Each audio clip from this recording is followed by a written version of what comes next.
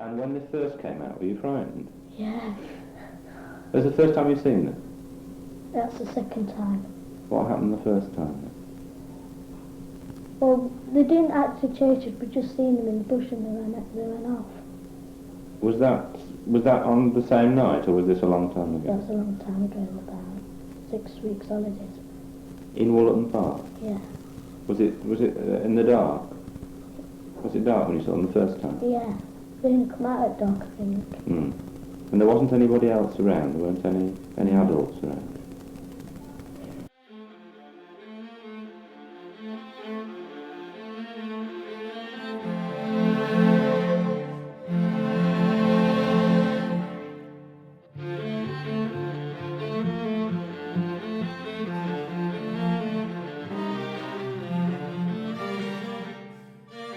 When we was running, there's some little men chasing us. And they was in cars, but they didn't tell me that. But there's nice little men. Hello, I'm Neil Rushton, and I'm at one of the gnomic troupe who have come to Wollaton Park today, and we're going to have a quick introduction to everyone who's been good enough to turn up today. Hello, my name is Jem, and I am here for some gnome hunting. Hi, I'm Kate, Jem's sister, and also here to find some gnomes and really excited. I'm Kate, I'm one of the Gnometeers.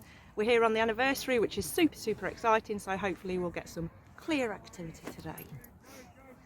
I am Jo Hickey-Hall, also one of the Gnometeers. It's our second time here as a group, and looking forward to scoping out some new areas today. Hi, I'm Rick. I've just sort of tagged along and I'm on a gnome hunt apparently. And it's great. I'm Graham and I'm in the gnome support crew. I'm Glenn and I've been invited here to do a bit of mediumship and just tune into the land and the vibrations of the elementals and see where it takes us.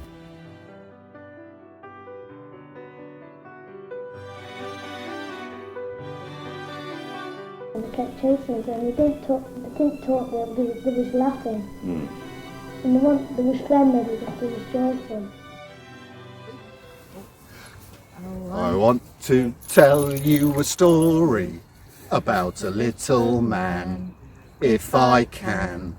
A gnome named Grimble Grumble, and little gnomes stay in their homes, sleeping, eating, drinking their wine. And then one day, hooray, another wave of gnomes to play. Ooh.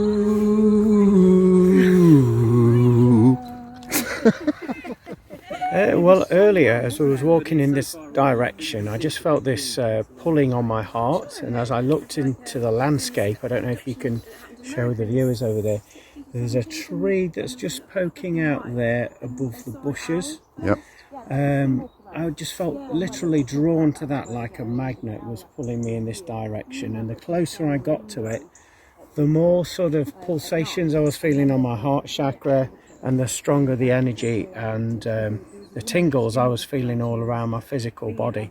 So I feel as though there's something in that location that's kind of calling us in there, that's an invitation, but obviously it's not feasible for us to go in. It's pretty impenetrable there, isn't it? Yeah. So in the testimonies of the children, they talk, I think two of them talk about being in a school and wandering around the school near one of the entrance, the Harrow Road entrance. And sure enough, this area of bogland swamp, very difficult to penetrate, I think. But it could, not definitely, but it could match the description of the children wandering around the school, coming into the swamp, which would only take them, 2 minutes from the school to here, and then the experiencing occurring within this area. Yes, definitely a possibility. This is much boggier than I thought it would be, and we're at the lowest topographical level in the park here. The main problem with it is, as they talk about going around the school, and then talk about being in the swamp area. If they were here, it's 2 minutes. If it's up by the lake, it's more like a sort of 10-15 minutes. But it could be either. You can't pin it down. So I really wanted to come and have a mooch around here today, is because for me it feels like this could be the place, because it just seems to make sense and tie into the testimonies. Having said that, there have been a number of reported encounters. There was the interesting Lilliputians that crossed the lake, was the 1930s. But that's definitely located up at the lake. That is at the lake. So what we're saying is, it's not just that this is the only area in the park. We're saying that this is the area that potentially the kids got into, but the whole park seems to be a hotspot.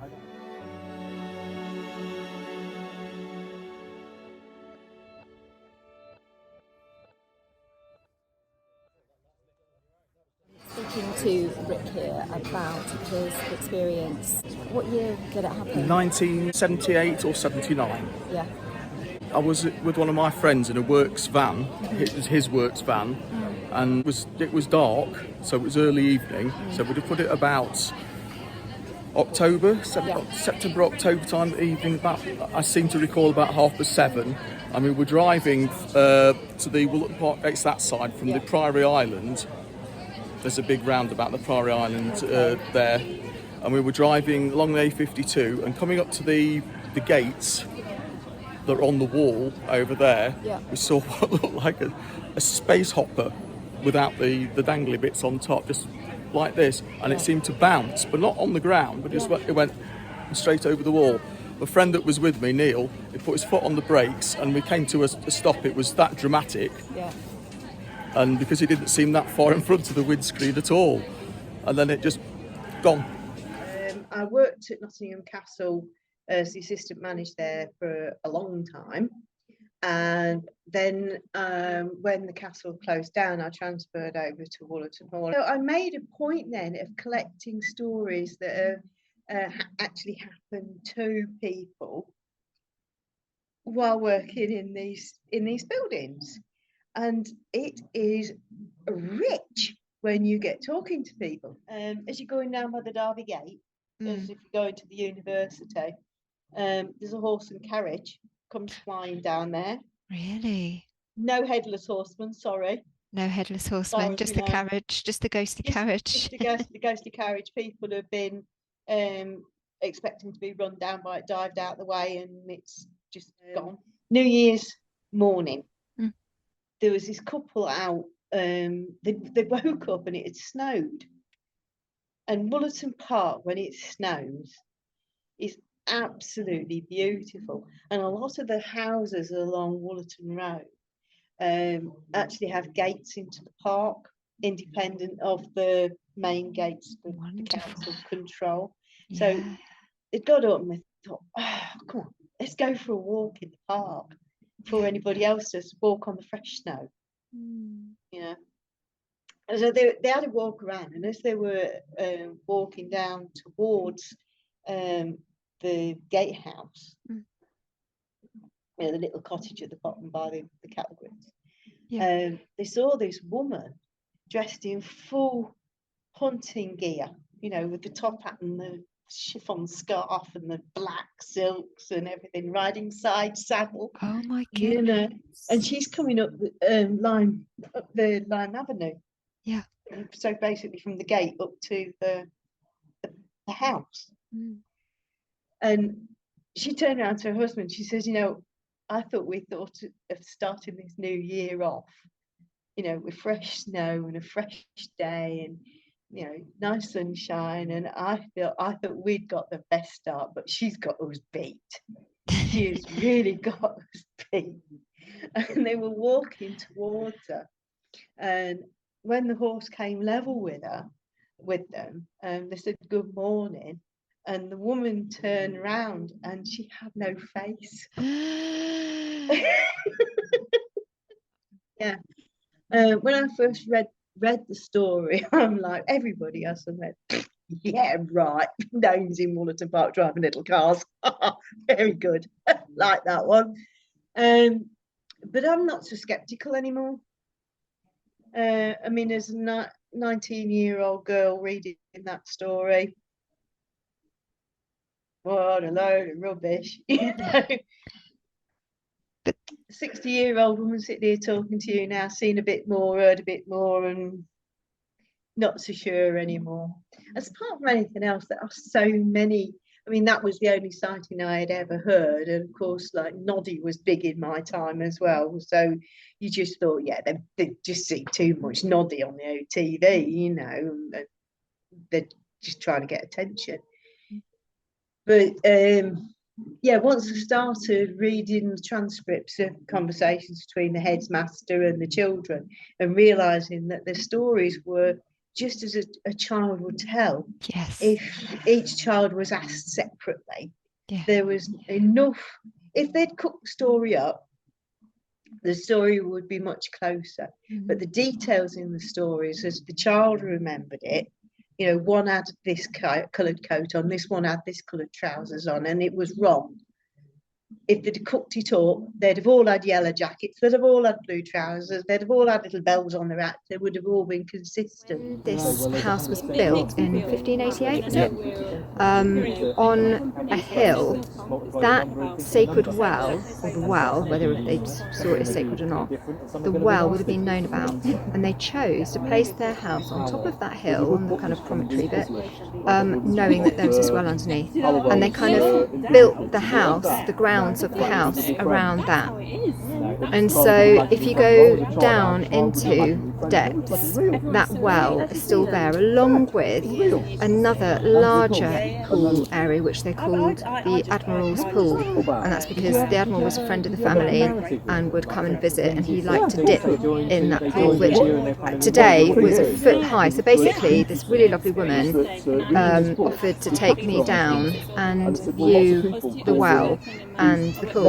As we come through this stonework here, these are the foundations for the walls. Two artesian wells. Oh goodness This me. is the first one. There's about 3 foot of water in there. Oh, that's incredible. Wow.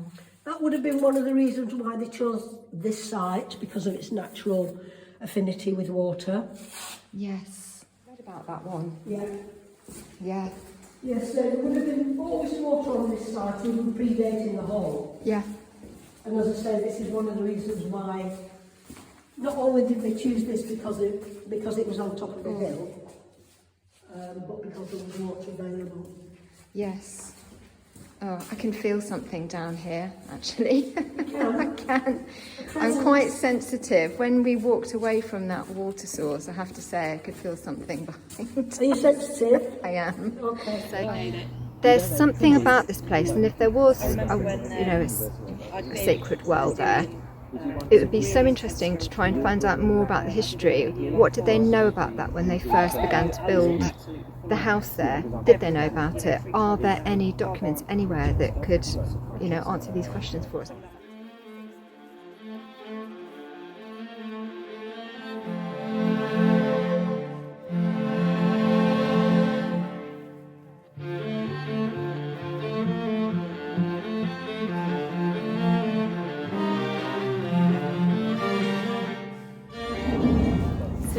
We're just walking along here and just talking, and then all of a sudden I just started to feel sort of the pins and needles, energy chills drawing up my legs, and then I just started to feel really nauseous as well. So yeah, that was really interesting, just sort of feeling that there might be something around this area.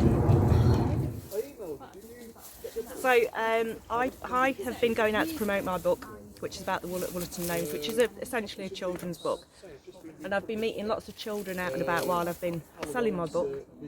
And one of the things that I have promised local children particularly is that I would try and help bring back the gnomes into Wollaton.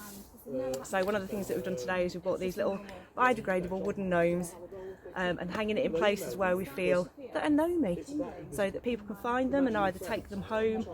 So it's bringing back that mythology. I mean, one of the things that I find extraordinary about Nottinghamshire. Other than Robin Hood, we're pretty devoid of any kind of myth and legend. And here we have one of the most well-documented fairy cases in the world, with a body of work, especially in this country. I mean, it kind of on par with the Cottingley Fairies and Jeff the Mongoose. And yet, as a county, we've lost it. I've spoken to so many people from Nottinghamshire who don't even know the story of the Wollaton Gnomes.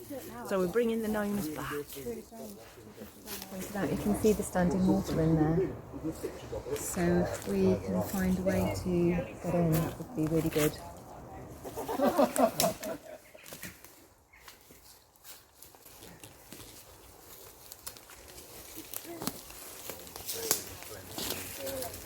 Where do they live? In trees and in bushes and all that lot. And you say that the trees that they went in, were these the ones that are the trees in what you call the swamp? Yeah. With a big fence around it. So normally people don't go in there, don't they, because of the fence? No, you can't go in there. Just keep out. This is very Fengal and Forest, this is, isn't it? I'm starting to have my mind changed about this. Maybe this is this just feels.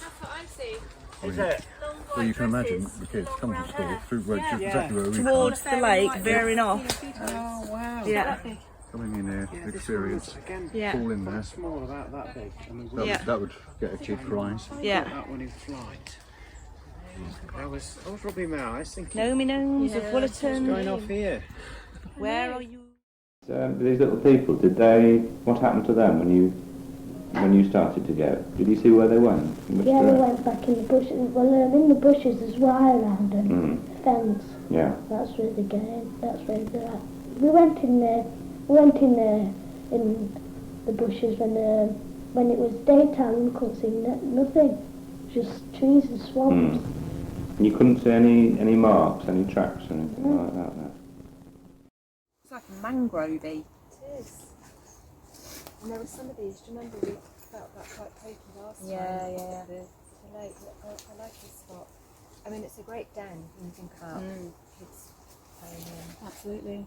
It's the kind of place I'd come and play. But you can imagine them sort of sneaking over here from the school and then, having the experience and falling in the bog. Yeah, Spooky, that.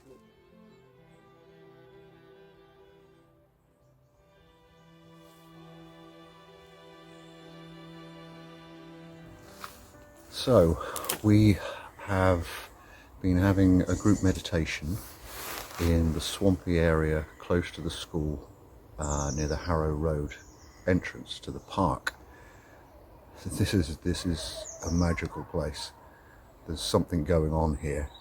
I'm even short of breath just thinking about that there. Just that slight 5 minutes meditation, and you start tuning into something. There's something in there.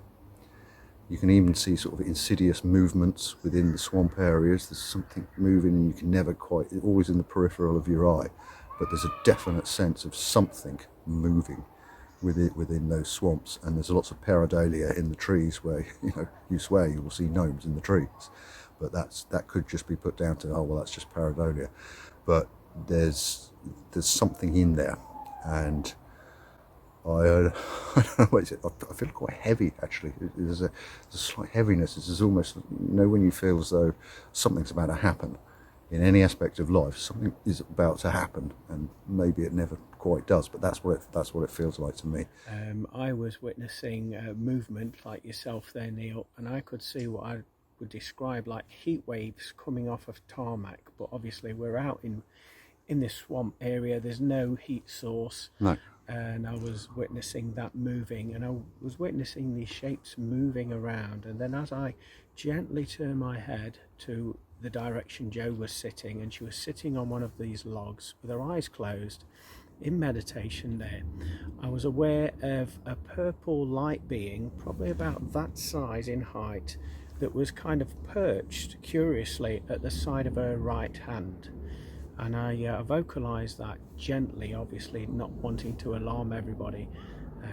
But Jo did nod her head in recognition, and she was saying that she did feel that vibration as well around her at that moment in time. A little bit later, few seconds after, I then saw a similar being perched on a branch, probably about shoulder height to where I am, but just behind Jo there. So it's almost as if, because we're showing that level of gratitude and respect for this land, the surroundings, the area, then we're meeting these beings, these elementals at their core base level there, and we're showing that respect. Whereas if we were to charge through this land telling jokes, it would alarm them, frighten them. So I feel that this is the key moving forward with this investigation, in order to obtain some information, some evidence, and capture some of this magic that we're both witnessing here. You know, the archetype innocence of children, but there's a lot of truth in that. And that they would be coming in here without any expectations, none of that adult baggage, not thinking adult thoughts, and that's why they had a more visceral experience. Yes, that is right in front of their faces. Do you think there's something to do, child and adult thing? I would say so. They've just got that acceptance, haven't they, of what's around them, and that curiosity, that adventurous spirit. So I have Jen and Kate with me. So just very briefly, you've been meditating here for a few minutes. What's your feeling, Jen, first? Well, just picking up on what you said, the atmosphere does feel really heavy here, and I couldn't completely allow myself to relax because I just felt like somebody was watching me. Yeah. So, but it's a magical little hidey hole here. Yeah. But there's definitely, you can sense something. And you can imagine what this can't have changed much since 1979, and you can imagine what the little group of children would think coming in here. There's a sense of magic. Absolutely. And again, Kate, what was your impression? Well, I could definitely feel the energy here. I could feel it quite strongly and sort of creeping up to my elbows in both arms. And I noticed the air, the atmosphere, when Glenn mentioned as well about seeing the energy on the ground. I could see the movement of the air as well. And then when I'd got my eyes closed, I kept seeing the side profile of a male face with a white beard, but he had sort of bark tree coloured skin, so he looked like tree type. So yeah, I kept seeing that. And then Gemma and I have also noticed some very interesting faces in the trees around here as well, which we were just looking at, which we were rather drawn to as well. We were discussing that really? Very same thing. The thing that's usually called pareidolia. Yes. You're misseeing things. You're putting. But I've gone past that interpretation. But it can account for some things. But that interpretation isn't enough for the amount of faces, images within the tree bark and the trunk. And my theory, very quick theory, is that the whatever you want to call them, various nature spirits who are part of this are just showing themselves. They are in a static way. Just to add to that, the reason that Gemma and I see the faces so often now is because of the video that Gemma's been capturing, and I've seen obviously a lot as well. And there's been so many different types of elementals, fairies, the archetypal ones, but so many different faces, but we recognise those in the trees. They're exactly the same, and they just stand out to us now so easily. It's incredible. It's a special place, and I'm so glad we've ended up here, and I'm so glad that Jo, come here, please, suggested that we do the meditation, because that wasn't planned. It was just turned up, right, we need to be quiet here. We just need 10 to 15 minutes of just changing your state of consciousness to that. So what do you think, Jo? Yeah, I mean, you found the spot and it very much feels to me like somewhere that would be known not by adults but by kids, because kids are really good at finding dens, and this is a perfect den. You've got the flat ground here, you've got the scary bits there, the swamp, you've got these amazing trees that you can climb on and sit in, and faces within them, as you say. I mean, this is completely, you know, what I sensed into in that meditation, but what I felt was that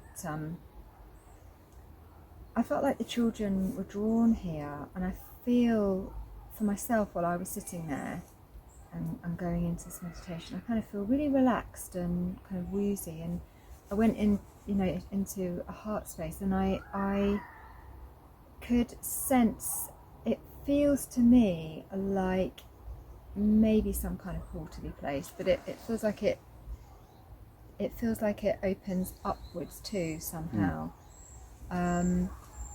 And I felt it very much in the top of my head, and I was just thinking about the children themselves. They were obviously kids. We've sort of spoken about this on the way today, that they were pretty much, it seems, you know, they were out between 8:30 and 10 o'clock at night wandering around. They were 10 years old. Simon Young's talked about this, that he's around the same age as them, and that even back in the late 70s, that was quite unusual. Yes, you did go off for the day and play outside and all the rest of it for the whole day, but to be on your own, kind of going into parks late at night on your own like that without supervision is a bit unusual. To me, I feel almost like the whatever the energy is here and however it appeared to them, I feel like it was giving them something. I feel like maybe it was, you know, offering them something that they needed in a sort of a healing way. The top of the head to me is all about direction. It's what we receive from source. It's the all. It's, you know, Sky Father, our Father, or whoever people want to see it, you know, depending on their faith. It's also our Father in this lifetime, our biological father, and it also represents authority. It seems to me that if the children were here without any supervision, not making any judgments here, this is just people's experiences, but if they were without supervision, then almost maybe this place is offering them direction, and that is what we would receive from any kind of accepted authority or father, is direction. And if they were without direction, this to me feels like somewhere they would have received that. So that's just my own personal sense while I've been meditating, is that I can feel a sense of very much a healing place, and it's very much alive. As you were saying, Glenn, yeah, if you look up in between the branches, there's movement. If you let your eyes just go a bit out of focus and fuzzy, you can see you can't see, for me, I can't see beings or anything like that, but I can see where there's the energy is there, but I can't see a form, but that it's all over. It's all over. Yes. Yeah. It is a special place, and just to remind ourselves that we're here at, what was it, 4 o'clock in the afternoon, and it's still light on the 23rd of September. And the 23rd of September 1979, the kids were here like at 8 o'clock at night, and not only would it have been dark in the main park, or almost dark, but in here it would have been especially dark. And that's, as we were talking about earlier on, that self-luminescence of the entities which they encountered. That's why they were able to see them. Sure. And I think that's really important, even though I haven't got quite grasp on why that would be happening. How are those entities, those beings, whatever you want to call them, self-luminescent enough for those kids to come in a place like this, if this is the correct place, and actually interact with them. So. And my brother Glenn, he was crying. Was he worried? He was scared. How old's Glenn? 8. He was frightened by it. Yeah. Okay, but you weren't. You'd like to see them again.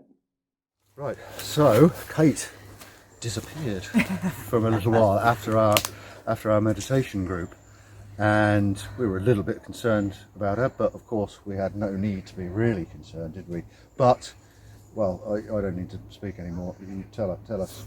So I'd only just closed my eyes. I was sat over there. I closed my eyes and I was opening myself up, and I was inviting anything in the surrounding area forward with positivity. And I had the urge to open my eyes, and I opened my eyes and kind of was just scanning around. And if you pan around just over there, my eye line was dropped a little bit, and I saw a bipedal figure. Physically saw it, nothing, you know, not in my mind's eye, physically saw it. I saw this side of it crouched like that, and it moved and walked so quietly through the thicket, and that's when you heard me say, what the frick was that? I went after it. So I went to have a wander around. I've been sort of scattering offerings about, and one of the stories that I've just told is when I felt like I'd been abandoned by the fairy world. I called out many years ago and said, why have you abandoned me? And one of the very strong images that they gave me was, we left you a staghorn to tell you that we're still about when you were asking for us. And I felt really bad because it was actually me who had abandoned them. So I just found, as I was wandering around, checking out the area, a massive, absolutely beautifully clean stag skeleton that had obviously been dragged, the legs had been dragged.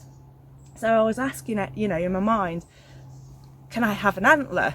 And I couldn't find it, so I'd been doing some bone sigils and sort of stacking them and giving reverence to the animal. And Neil came to find me and said, where have you been? We've been worried that you went stuck in the bog of eternal stench.